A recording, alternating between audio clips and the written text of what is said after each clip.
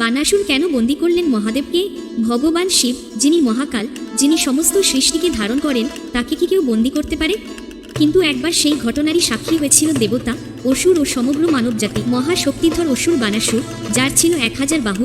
বানাসুর ভগবান শিবের তপস্যা করে তার মন জয় করেন এবং ভগবান শিব তাকে অজেয় হওয়ার বর প্রদান করেন। এর ফলস্বরূপ বানাসুর অজেয় হয়ে ওঠেন এবং সবসময় যুদ্ধের জন্য উদ্গ্রীব হয়ে থাকতেন, কিন্তু সে তার উপযুক্ত প্রতিদ্বন্দ্বীর অভাবে হতাশ হয়ে পড়েন। ভগবান শিব তখন বলেন, সময় আসুক, উপযুক্ত প্রতিদ্বন্দ্বী আসবে, তখন তুমি যুদ্ধ করতে পারবে। এরপর বানাসুর জানতে পারে যে তার কন্যা উষা শ্রীকৃষ্ণের পুত্র অনিরুদ্ধের প্রেমে পড়েছেন। তখন তিনি প্রচণ্ড ক্ষুব্ধ হন। তিনি অনিরুদ্ধকে বন্দী করেন এবং শ্রীকৃষ্ণের বিরুদ্ধে যুদ্ধ ঘোষণা করেন।